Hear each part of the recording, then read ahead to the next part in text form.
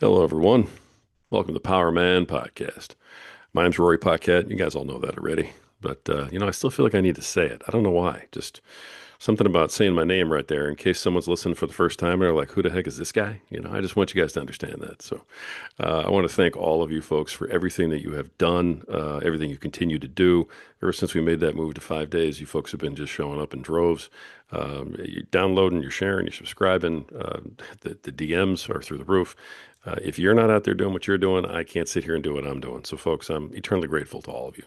Thank you, and please keep it up. And hey, like and share, will you? Appreciate it. Let's spread the word. Let's get some more people in this movement.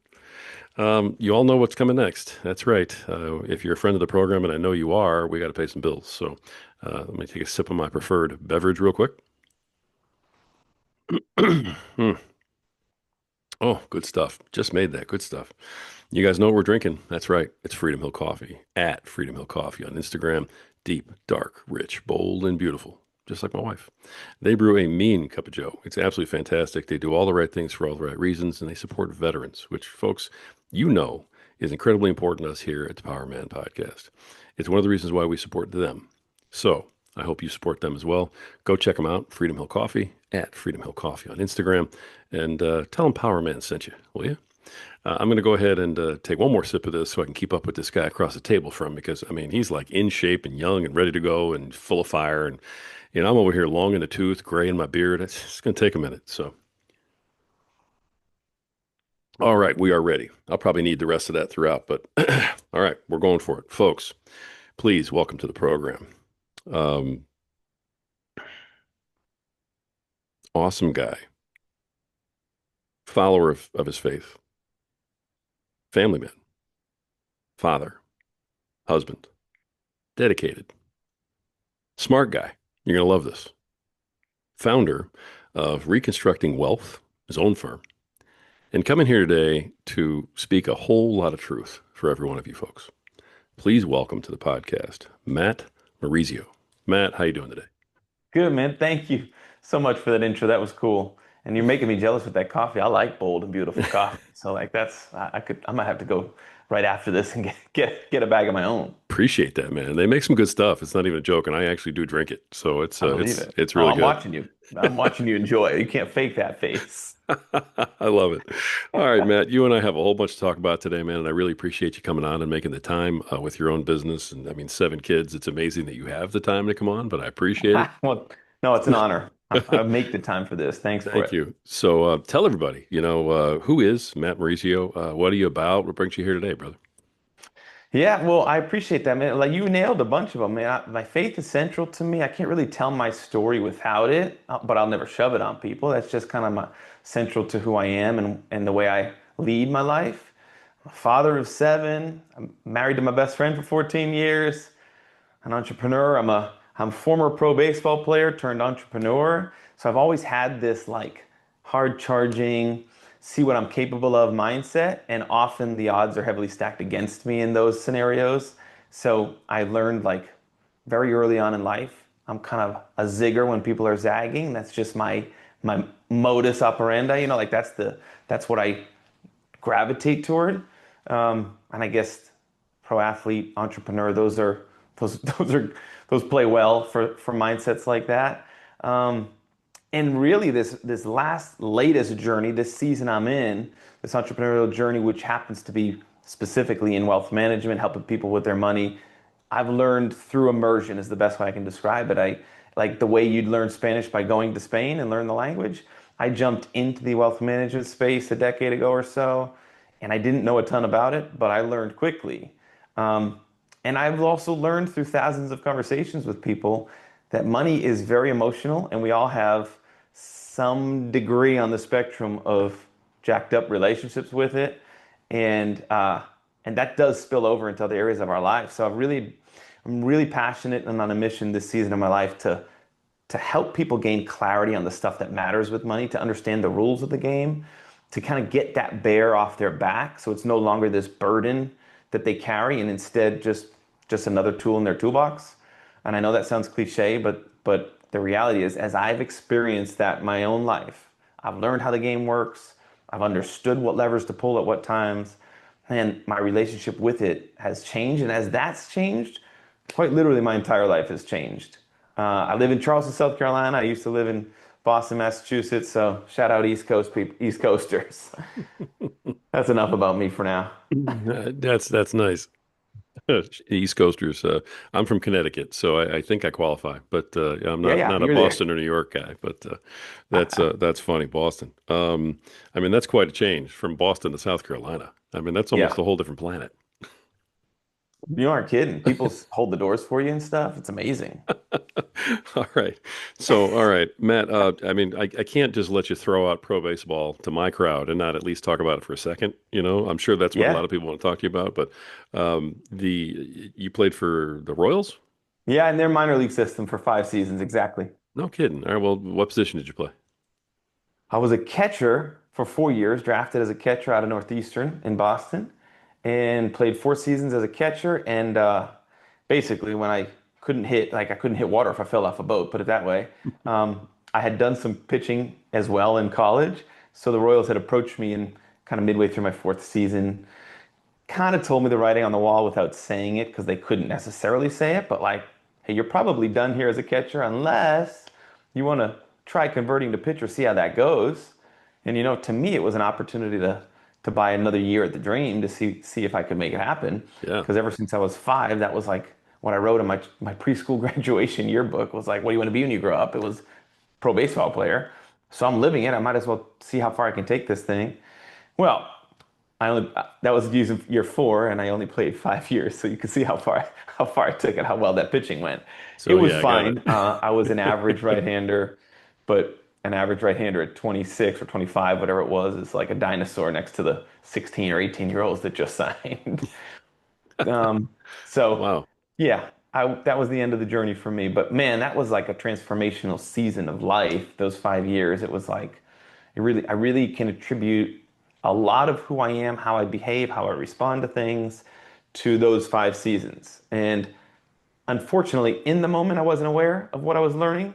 But man, that rear view has been pretty strong and powerful. I can see now, like, well, yeah, I learned that there, or that really grew there in those times of life. Well, what kind of stuff are you talking about right now? I mean, I know that you had a kid somewhere in there, right? Didn't your first Just child come like through all that? right at the end. Yeah. Okay. So I was done playing, and then got pregnant Okay. nearly like within months. It was not necessarily planned, but yeah, that was God's plan. I was gonna say, it sounds like your wife was like, "Okay, you're done with baseball. Fine, time for family. Let's go." Yeah, here comes life, Exactly. fast and furious. What did you learn in that baseball stuff that has transferred over to like who you are today? Man, so many valuable lessons. I would say, uh, well, one of them that stands out right now for whatever reason that's coming to my mind is I learned that you're always replaceable. And I think that was Mhm.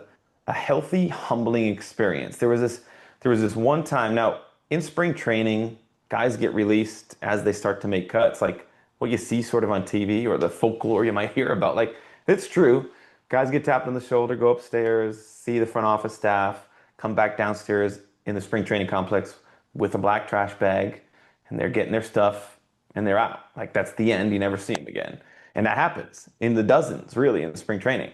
And then in the season, sporadically throughout the season, some guys will get released. And I mean, it happens. It's part of the business of side of the game.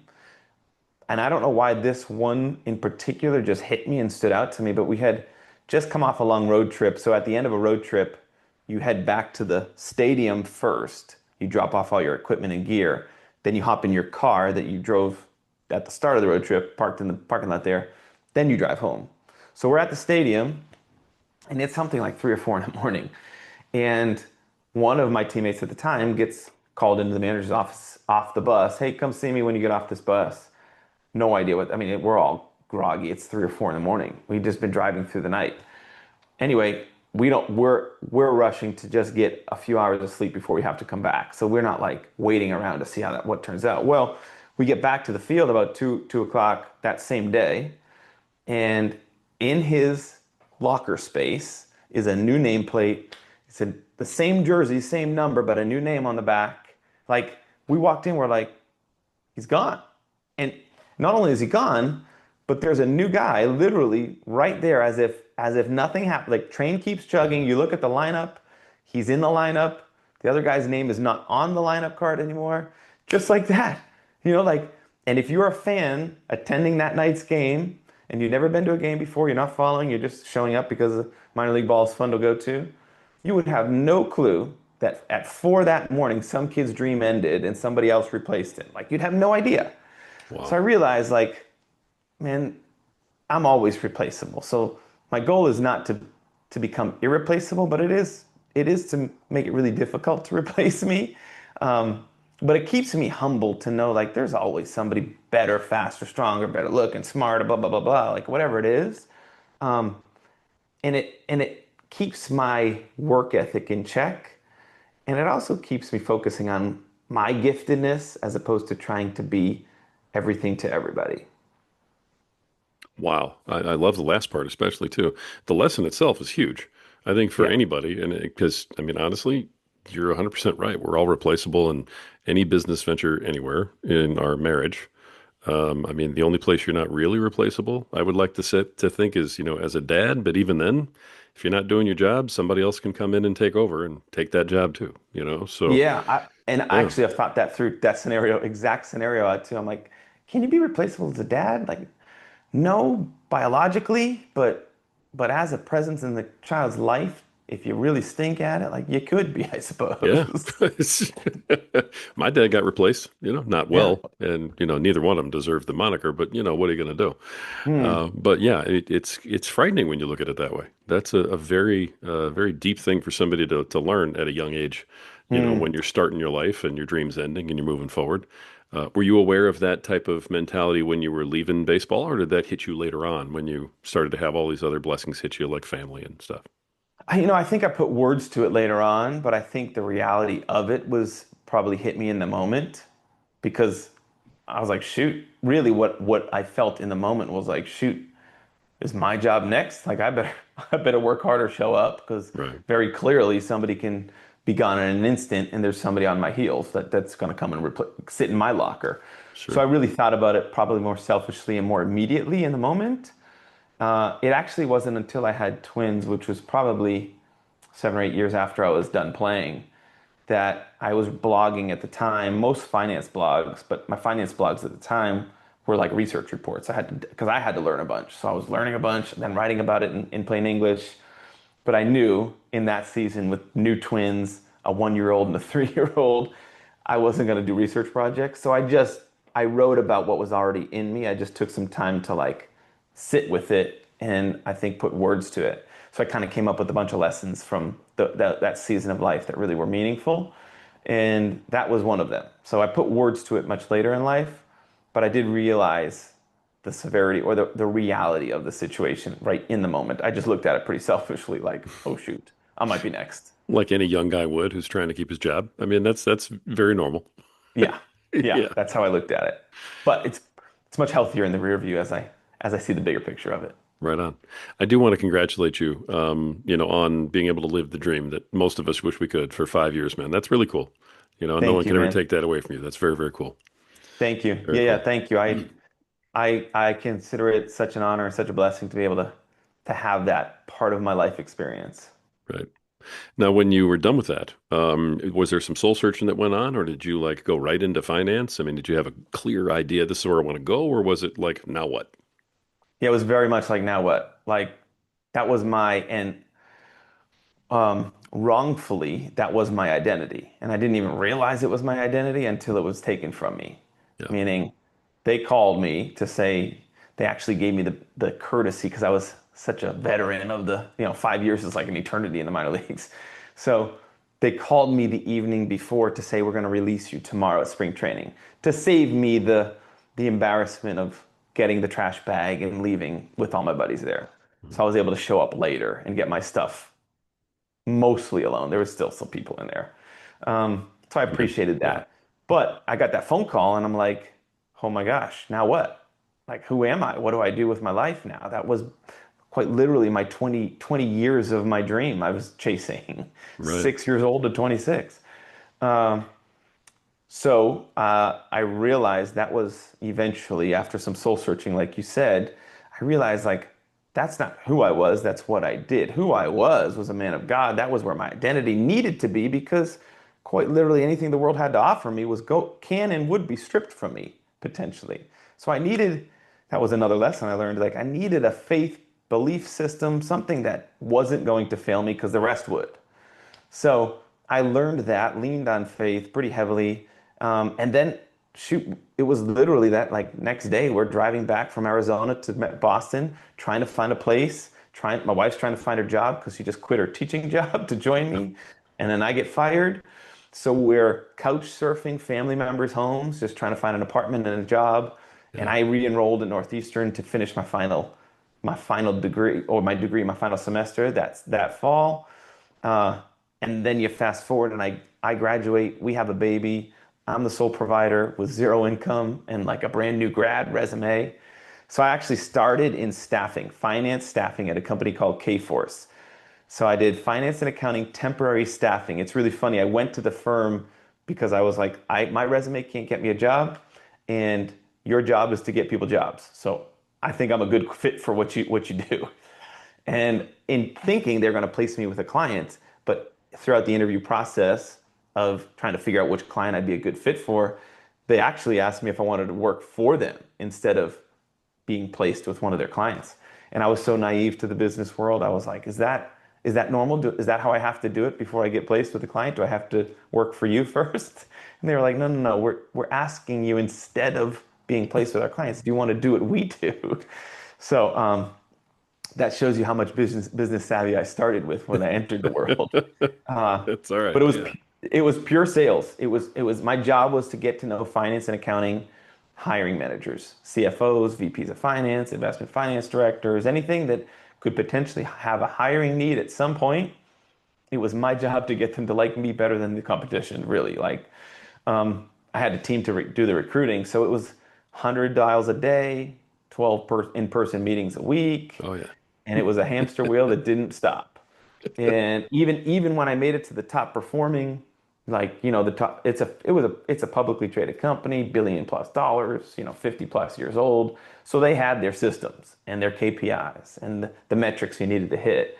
And as I hit them, I climbed the ranks and I eventually got the top performer trips. And I remember one of them, I'm sitting in Cabo on the beach, and you're supposed to be all like fired up to go back and do your thing after this because it's like the gala event. And in that world, there's a producer track, which I was like sales, or there's a management track. So you manage the salespeople. And I guess at the top of that track would be, in the management track would be the CEO. The producer track is the number one salesperson, I suppose, in the country.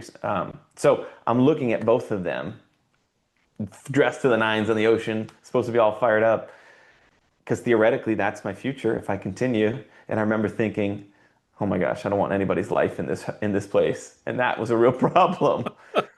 Not because they're bad people, but because I realized like this is not a healthy lifestyle for me. I like trying to raise a family. Anyway, that got me on my knees praying for like a new opportunity, which eventually came from some of those 12 to 15 in-person meetings that I had to do. I met the founders of the old firm I worked for, Beck Bodie, and they had kind of like Kforce did. They were like, "Hey, I think you'd be great in wealth management. Have you ever considered it?" And I thought you needed to like have a pedigree in finance, go to college for it, be a stock jockey, be like an economics nerd. Like I thought that's what you needed to be a financial advisor or to even be in that world. Yeah.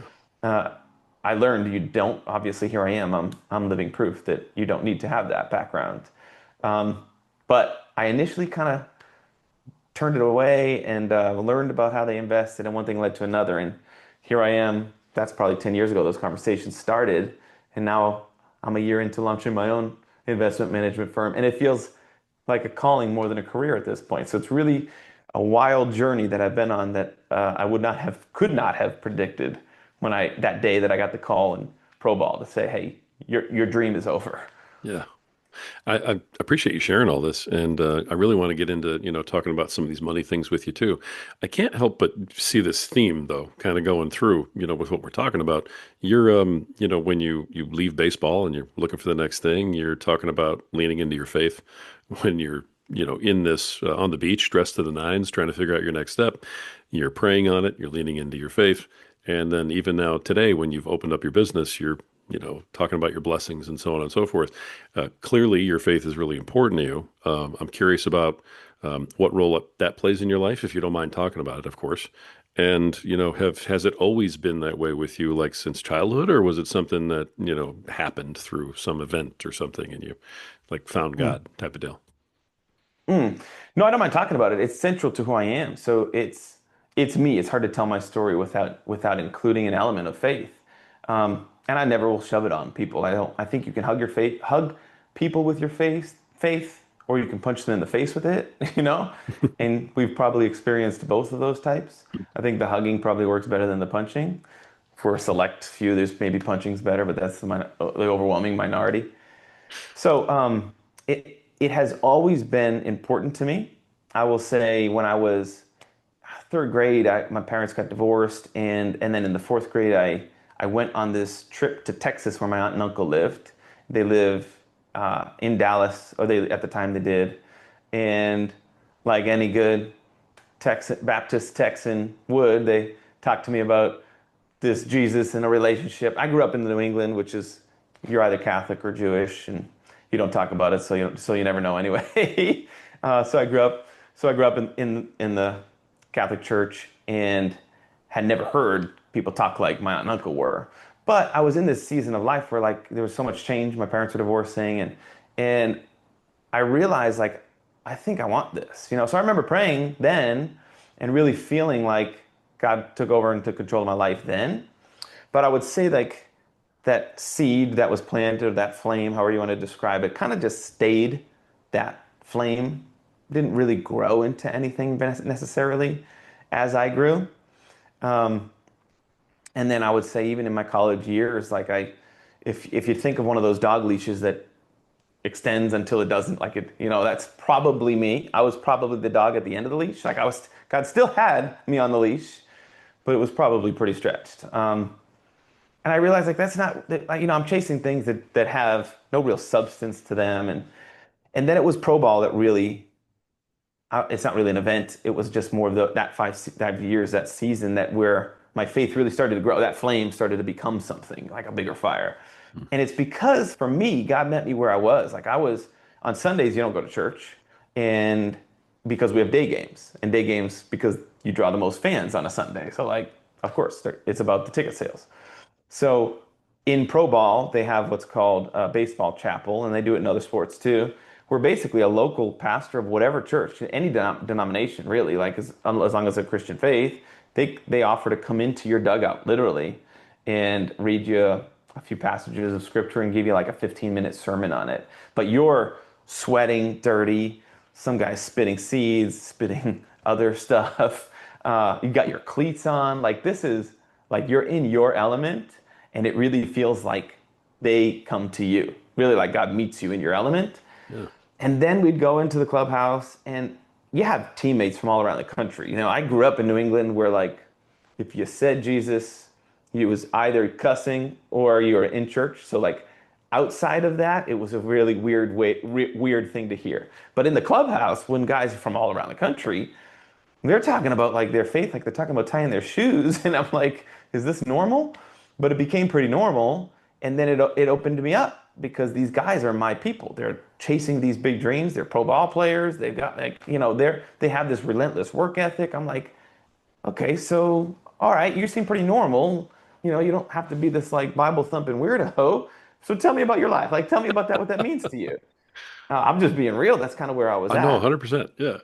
Um, And I learned about a faith that felt so much more relatable and normal and applicable, and something that like I really gravitated toward and leaned on.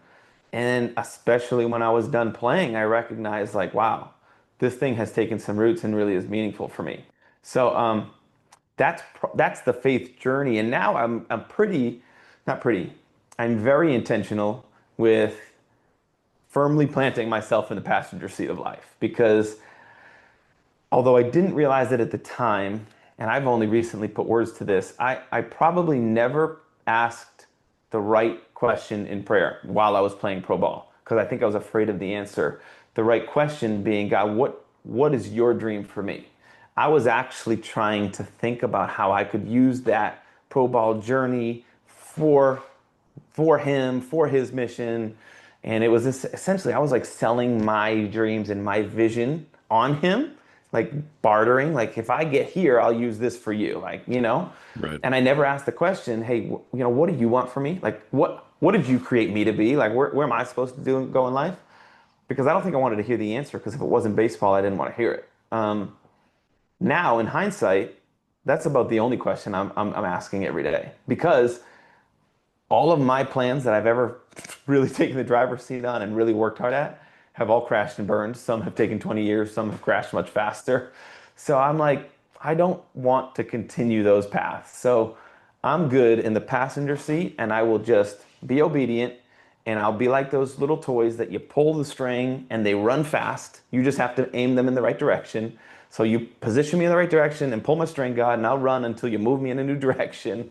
So I'm a pretty consistent in prayer saying like, how do you want to use me? What do you want from me? What am I supposed to be doing with this? And when I hear, not like audibly hear this like booming, echoing voice, more like I had this tug on my heart, this feeling on my heart that I know I'm supposed to do something, I do it. And if it's really scary, I know that it's from him because if it's really scary and I have a peace about it, I'm like, I have to do this. I have Yes. no idea how this is going to turn out. Moving to Charleston, starting a business, having 7 kids, like I can list a lot of things. Right. I rang the doorbell of my house that I live in now because I felt like I'm supposed to kind of do this. And it was the first of 50, I printed 50 postcards with my family's picture. I was going to write handwritten notes because realtors were not giving me anything that made sense. And I have 49 more postcards. Like, again, like there are many, many stories in my life where just God has shown up because I've left this big void of like, okay, I feel like I'm supposed to go this way, and I have no idea how this is going to turn out. So you better catch me when I jump, because otherwise it's going to be a mess. Right. I love that. I appreciate you sharing all that. I really do. Anybody who's Yeah. listening to this, especially people who can see your face when you're talking about this, they know that you're just being authentic and really just laying it all out. I appreciate that very much. Yeah, Speaks you're to who you welcome. And I, are. and I and I Yeah. hope people aren't like, I don't want people to feel like I'm pushing anything. I can't tell my story without that. And I think that all of us have to Yeah. have some level of belief that there's something bigger at play, Yeah. right? Like there's got to be more behind the scenes happening than just us controlling the ship, like Yeah. and I think that faith system, that belief system can be the thing that carries you through good and bad times. Yeah. No, you're not pushing anything, brother. You're leading by example, Cool. which is what I we all appreciate it. should be doing, is just lead by Thanks, man. example. And if people choose to follow, then they do. That's why he gave us choice, brother. That's cool. Thanks for Right? saying So that. I love that. All right. Now, hey, I want to talk about this business thing because this relationship with money thing is something that you and I chatted about earlier. You started Reconstructing Wealth is the name of the business. You got it. So first, why the name? Because I know there's a reason to it, and what do you do there for people? Yeah, the name, first I had to find a domain that was available. So like that actually is a lot harder than you think. Right. Um, and I didn't want to be like everybody else. Again, like going back to how I'm wired, uh, and everybody else in the naming of financial advisory firms is the last name or multiple last names. Like Goldman Sachs, Merrill Lynch, Morgan Stanley. Like I can go down the list. Right. That's what people do. Blank, blank, wealth management, and it's their last names. I didn't want my name on the wall because I felt like God put this big vision on my heart, like to serve generations. And if I am to serve and change the way generations view and use money, then it's got to be more than me. And if my name's on the wall, there's this feeling like it's me at the top and everybody else has to follow. And I knew that it could never be that. So I didn't want my name on the wall. And I've had maybe into the 10,000s, but definitely thousands of conversations with people about their money, formally, informally, that, by design, by career choice, people just open up to me about their finances. They ask questions, which is cool. I love it because it's a really intimate part of their life that they trust me to talk about. And this is formal client relationships, just people at the soccer fields with the kids, like anything. Um, but I have learned in those conversations that we we all have some varying degree of kind of jacked up relationship with our money. Like I did too, and I still do, and it's a work in progress. We never get to perfection. We just work at improving it.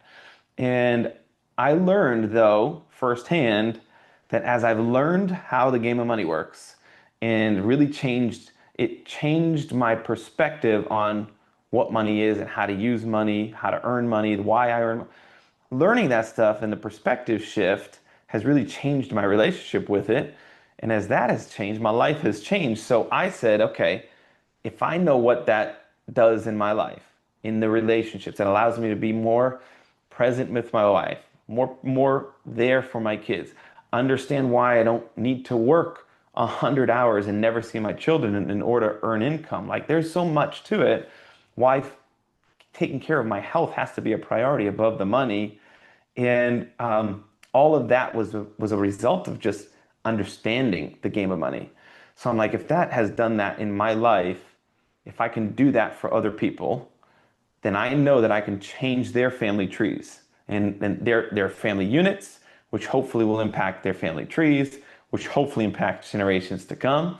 So my aim is to reconstruct people's relationships with money. Long-winded way to say reconstructing wealth.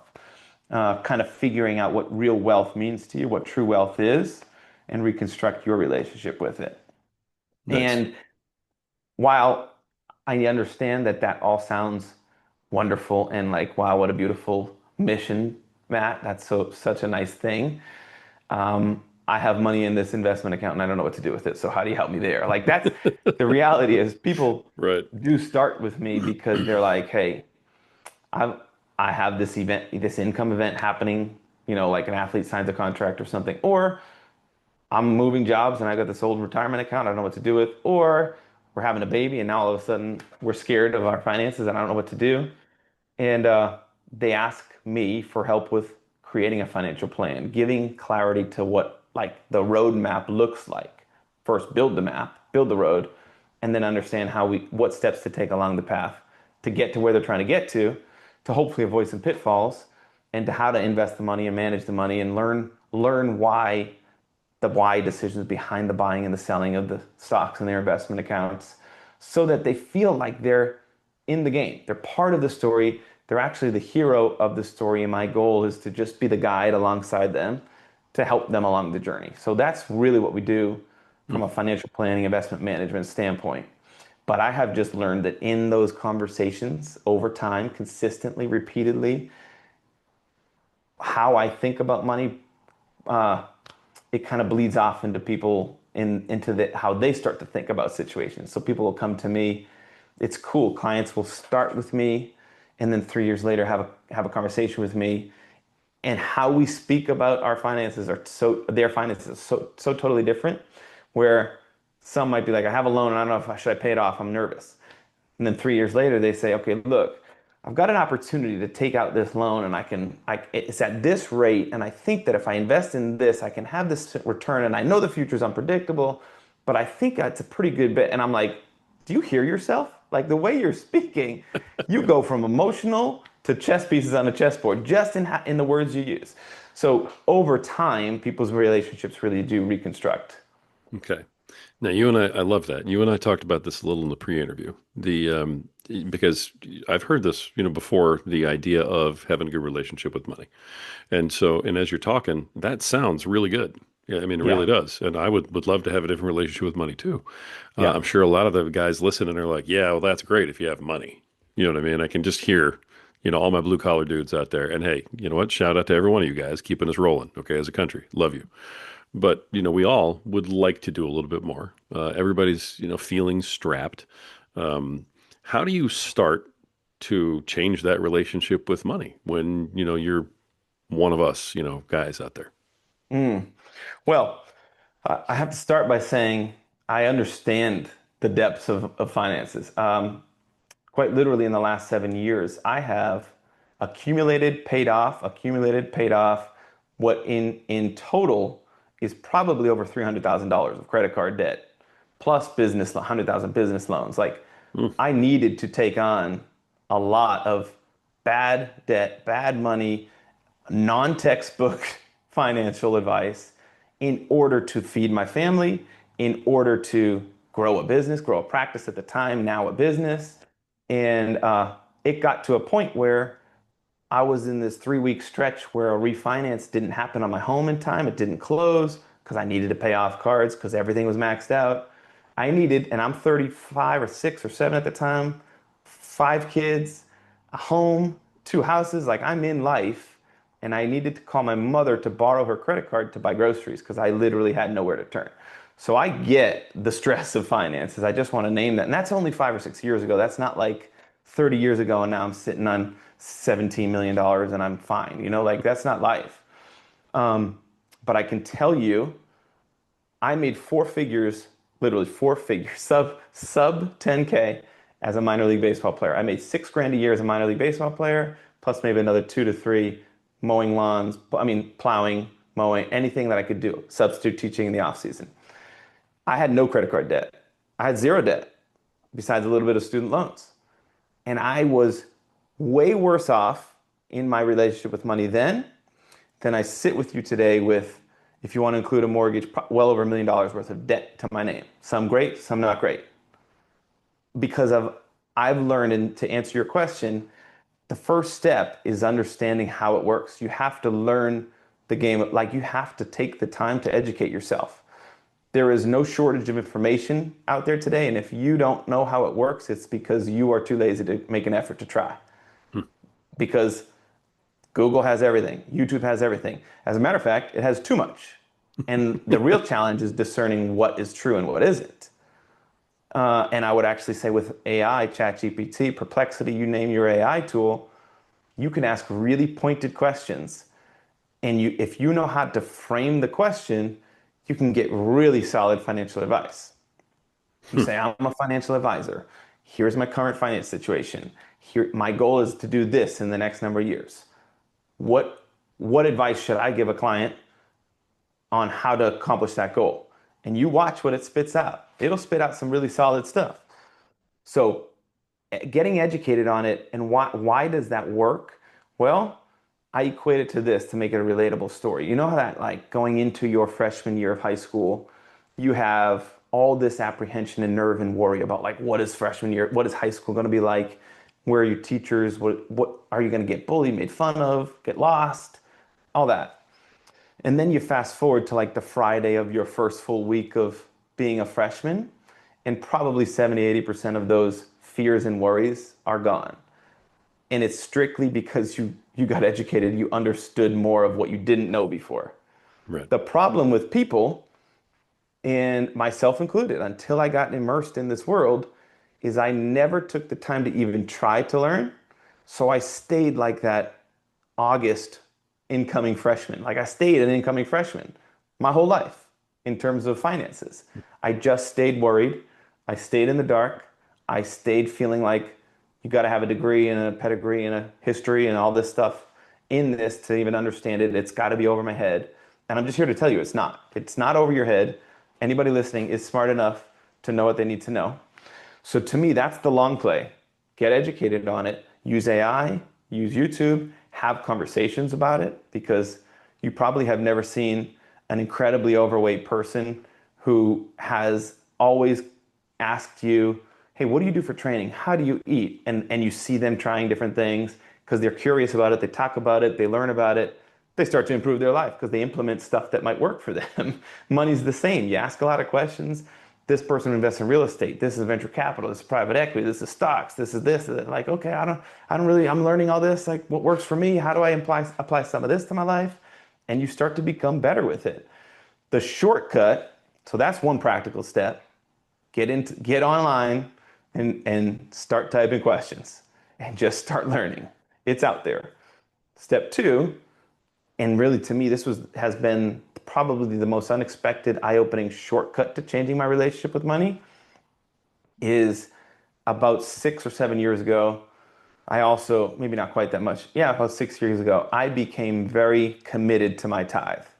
It had always been something that I knew I needed to do, and I did some, but I didn't have enough, so I didn't because God doesn't want me to be living in debt. And then some, it was a sermon or a conversation, I can't remember, but it hit me between the eyes, was like, do you want to give God the leftovers of your life, or do you want to give him the first of it? And I'm like, well, point taken. So I committed and I felt convicted that I need to begin giving the first 10% of what I earn. That was my decision. And I have to set it aside for his work, whatever that looks like, whether it's the church, somebody in need, anything. So I've opened up what I call a blessing account. I can get into that in a second. But really, what ended up happening is the act of setting aside money, didn't not the amount, just the act of setting something aside with the intentionality to be for somebody else has really rewired my relationship with it because I did some homework on this because I'm like, why am I feeling this? How is this changing my approach to money? Psychologically, if you want to talk to like psychologists, and I've ran through this through somebody with masters in psychology, a couple different ones, and they will tell me that there are two really root emotions in psychology, fear and love, and that need to hoard or not give away, or the worry, the anxiety around money are fear-based emotions. But the act of giving is a love-based emotion. And there have been brain scans, there have been studies done on what are called the pleasure pathways of your brain. So, like when you eat good food, when you feel love, like when you kiss and the emotion, uh, and also when you give, believe it or not, these same pathways light up. Like we are quite literally designed and created to serve, to give. So scientifically, like what giving does is it anchors this joy inside your body, inside your mind. Chemically, it's anchoring. I like this, do more of this. I like Hmm. this, do this. And when you're giving, you can't also be fearful. Like if you're genuinely ready to give, you also aren't genuinely afraid to give it away. So Mhm. that thing that you once had a hold on you because you didn't want to get rid of it, you are now freely giving up. And that act of freely giving up that thing that used to control you just totally like breaks the wiring inside. So I actually set up this blessing account, I call it, but I encourage other people to do it, whether you're a person of faith or not. It doesn't matter. Set aside $5 a month to a different account, and I include my kids in it. We can talk about that if you want, but I set aside this money literally for other people. For me, it's for God's work. So I set it aside, and then that's the discipline part of giving. Then the spontaneous piece, which most people want to do and don't really understand how they're supposed to, is that when you're at the restaurant and you're like, or at the coffee shop, and you're like, I want to buy a coffee for that person, or I want to give this waitress a big tip. You've got this set aside account that you know is for that. It's not your money. You don't even feel like in control of it. You're like, this is for this. I'm going to do this. And man, when you do that, and you don't do that for like the thank you in return, because that's just selfishness disguised as generosity. But when you do that genuinely because that's what you've put that money aside for, and you do it out of that tug on your heart to do, I'm telling you, that totally changes how you view and use money. Because now it's this tool to bring joy to people's lives. Wow. Wow. Okay, that's interesting. So I know you have a course that you have put together or you are putting together. You have a course that's available, right? Yeah, it's put together. Okay. This company called The Ideal Life, located here in Charleston. I partnered with them to they brought in a video production team. It's awesome. It was really cool. And it's available to anybody, and it's free. You just need an email address, I think, to get access to it. But if you want to follow me on Instagram, my name, it's just my name, at Matt Morizio. If you follow me on Instagram, you send me a DM with the course, just say DM course. I will send you a link to it and you can download it and it's not going to cost you anything. There's no ties and I don't get paid on it, nothing like that. It's literally to help people transform their money, their relationships with money, to go from confusion to clarity, really like scarcity to abundance, to understand how it works. So there's some emotional, big picture thinking. There's some nuts and bolts on like, I've got this money, how do I use it? But I'm Nice. happy to send that out. It's probably 3 or 4, like 6 to 8 minute videos too. It's not like I'm asking for 6 hours of your time. Right. I love that. Now, in this course, the reason I brought it up is because in this course, are you going over the stuff we just talked about in terms of, the steps on this, or is the course above that, beyond that, or is there in addition to when it comes to the Yeah, course? no, some of the stuff I just talked about is definitely in that course. Okay. And then it probably goes in, not probably, it goes into a little bit more depth of how to on some of the stuff, Hmm. some of the topics we just addressed. Nice. Okay. I mean, that's a big piece that's missing, for a No, lot of you aren't guys. kidding. So, I mean, Yeah, even when you you know were, what? go ahead. I was just going to say what those two pieces I told you, the act of giving and the immersion, like learning, the intentionality behind learning about how it works. I can only share how that works because I was like most people. I was like, I felt nervous and stressed always about money. I didn't want to open up my bank account, my checking account. I didn't want to see the credit cards. So I just ignored it and hoped it would go away and realized like, what am I afraid? I need to understand this stuff, you know? And then I got Yeah. into the business and I learned firsthand that as I understood how loans and interest rates and what types of loans and what how that all worked, it demystified the whole thing and helped me understand the practicality of it and also kind of took away that unknown scary monster feeling that I had when it came to money. Hmm. Nice. The like we were talking about before, the guys that I know are listening to this program. You were saying, hey, you can even Google stuff. Just go on there, ask a question. And the first thought that popped into my head, just knowing the guys that I know from my interactions with them, is they're probably sitting there going, yeah, but I don't even know what question to ask, man. Mm. you know? And so, I mean, I know there's chat and all this other AI stuff. A lot of these guys don't trust that to begin with. So I mean, is there any way maybe you can throw this out there? Where do you start with that? What questions do you ask? Do you go to Google or do you go to chat and say, here's the question that I want to start learning something from? What's the actual starting point for them? What do you write into the box and then hit search? Well, I would take your life stage, whatever your personal situation is. Because the cool part about Google, chat, everything, even though they are taking our information, all that stuff, like it's just you and a screen. So that fear of exposing yourself to money, like saying, I only have this much money in my investment account. I've found, by the way, only is very relative. I've had people say, I only have a few hundred grand. I only have $1 million. I'm like, that's, or I only have 5 grand. Like it's all very relative to what they think they should have. And I don't know where that think they should have comes from, except from society's expectations Right. and whatever limits they put on themselves. But I would take your situation, and I really do encourage actually like typing in Chat GPT. You don't have to sign up for anything, just go to it, try it, and say, here's my situation. I am a plumber, an HVAC person, whatever job you're talking about, whatever job you work. I am a financial advisor. Like I have this much money in my 401k. I want to retire in this many years.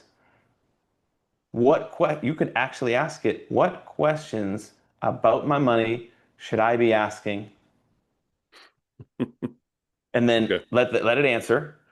And then you ask it back those questions, you know? Wow. All Um, right. I would legitimately start there. So if you're completely unknown, you let the internet, which is infinitely smarter than any of us in the collective data, right? Like Sure. if you can pull the entire internet's worth of data to say, what are the top 3 questions that I don't know that I should be asking myself about my money? It will take a whole lot more of a reference point and vantage point than you or I could ever have.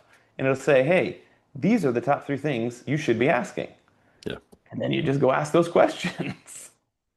All right. I I'm appreciate you telling you, clarifying that. Yeah. it's probably the healthiest rabbit hole you could go down. Nice. Nice. Yeah, Okay. All right. I mean, I really appreciate all of this. I appreciate you breaking it down for people like this. Again, your IG is Matt Morizio at I can't not say it with an Italian, that's good. flair. It feels right. And I'm will you sorry. do this? Will you just do this when you say it too? It- With it's your Matt hands? Maurizio, okay, Thank you. is It how feels it is. better. And I'm That's right. Italian. I can't get away from this. I love it. I get it. Listen, Uh, it's not foreign to me. so all right, but go to at Matt Maurizio and on IG, send you a DM that says course. They get Hmm. this free course. They can go through this. Then they can learn from that. They can go to chat. They can look that up. They can ask the questions, and then it's about educating yourself and just deciding to have faith. Um, Say that again. So explain that again. Deciding to have faith in chat, you mean? Yeah, I mean that this is going to work out. That you're going to get the information that you need. I mean these are the tools we need to start making these changes to our relationship with money. Yeah. Okay. Yep. I get that. I get that fear and I hear the apprehension. And I would challenge that with, well, where are you now and what are you doing now? Right. And if the answer is, I'm not sure where I'm at and I'm not doing anything about it, well, then what do you got to What do lose? you have to lose? All right. I love that. You I might as love well it. give it a shot. I love that. And listen to your audience too. If they have questions and they don't trust chat, but they have something specific or they have something that just is a burning question they want to know, you can ask me the DM the question. I'm a human and I have experience. I don't pretend to have as much experience as ChatGPT with the internet, but I do have real life experience and have a vantage point of thousands of combos with people about it. So if you have something that you don't really trust the internet and you want to ask a human, I'm a human. I'm here. Send me a DM and we can actually talk. I'm happy to do it. Awesome. Awesome. Is there a, I appreciate that offer very, very much to my guy. I'm very protective of my guys. I don't know if you can I tell that or like not, that. but Yeah, yeah, and I yeah, admire that, and I get that. I have some people yeah, where, we have everything's online. So you link your investment account to your bank account, and people are like, hold on, I'm not doing that. I don't believe something's gonna happen. And right, I'm like, okay, do you use Amazon? Oh, of course. Well, I'm like, okay, you can link this account, but there's a real apprehension to right. generationally. There is, yeah. Um, so I get it. I work with it. I work with it and through it all the time. So it's all good. Perfect. Perfect. All right. I love your story, man. I love your faith. I love your testimony that you gave today. I love all this about the finances. And frankly, I think you just gave some of those practical starting advice to the guys that are listening to this that they may have ever gotten. It's Mm, really simple. You've got a course to help them out. It's free. I mean, there's like literally what do you have to lose about any of this stuff? yep. So I appreciate you. I appreciate that. I love what you brought to the show today. Let me, in return, say, hey, I want to make sure we got everything out that you wanted to get out. So, as we kind of bring this to a close, let me just ask you: is there anything that we missed? Anything that I didn't ask you about? Is there anything we talked about and you want to make sure you drive it home a little bit more? A really important point of some kind, or maybe just a last leave behind for everybody piece of advice. I'm going to give you the floor for the last minute or two here. Wrap it up the way you see fit. The floor is yours, brother. Thanks, man. Well, first of all, it's been a real fun honor to be on this. So thank you for letting me serve your audience in this way. Here's what I will leave. I want to leave with a word of encouragement because I do want people to feel like this is possible, but it's also imperative that they take some action. Here's what I've learned is that I'm 41. Most people in my ballpark range, call it like late 30s to mid 50s, even later, are products of, gen- generationally speaking, products of Great Depression era parents. So, what happens with money is that if we don't talk about it and change it in our family tree, we will adopt whatever relationships our parents had with it, and we will pass that along to our children. So we have a real opportunity to be generational chain breakers. And I know that sounds foo-foo, but it's not. It really is the truth. If you take the reins of your finances and say, it stops here, the future Maurizios are not going to be worried and scared about their money. They're going to understand how it works, and they're going to use it to change the world, to create a lot of value in this world because they understand that how the game works. Because my mother didn't do that to me because she got her relationship with money from her parents. And her parents are Great Depression era parents, which are pinching pennies and not spending and turning lights off and all the things, which are not bad habits. The problem was nobody ever talked about it. So I encourage anybody listening, if there's a stirring on your heart after hearing these words that like, you've got to do something, you feel like you got to make a move, then do it. Just start typing in the chat, start typing into Google. Take the reins today because you have a real opportunity to break generational chains with your finances. And it won't take a lot, but it will take some intentionality and some effort. And I'm not saying you need to become a Rockefeller in order to change the generations. Instead, you just have to understand how the game of money works and learn to emotionally detach from it. And if you pass that along to your children, I promise they're going to stand on your shoulders and build more. Wow, man. I mean, that was perfect wrap up. I, Awesome. I love it. Absolutely love it. All right. Awesome. Dang. All right, Matt, thank you, brother, for coming on the show, delivering And all thanks for that having stuff, me. for handling, the apprehension that some of these folks have that and just answering straightforward stuff. I love what you brought today. Absolutely love it. And I Thanks, cannot man. cannot thank you enough. Thank you, man. Well, it's been an honor. Thank you. You gave me this platform to be able to share it. So thanks. I hope that it helps you in your business and all my best to your family. Thank Um, you. yeah, folks, gentlemen, this has been another episode of the Power Man Podcast. The reason we bring powerful men like this on here to bring very powerful messages to you is, because we fully support your mission to be a better protector, a better provider, a better leader tomorrow than you are today. We absolutely support that in you. Today, Matt comes on here and he gives you actual actionable advice. Gentlemen, when you can use chat or Google something, get a free course from him, and you can start learning some of this on your own, what are we waiting for? Okay, you don't have to make $1 million to change your kids and your grandkids' lives, but you do have to change your thinking. And gentlemen, I love what got said today because, it's as simple as it could possibly be. And it's just a matter of us actually doing it. And the only reason we're not doing it is because we're all deathly afraid of change. Guys, look at your lives. What do you have to lose? What do you have to lose? That's it. If you always do what you've always done, you'll always get what you always got. You guys know that. Hmm. The reason that we want to do this today, the reason that all this matters is because you have value, you matter, and your family matters. And at some point, you're going to have to try something new and you're going to have to believe it. Until next time.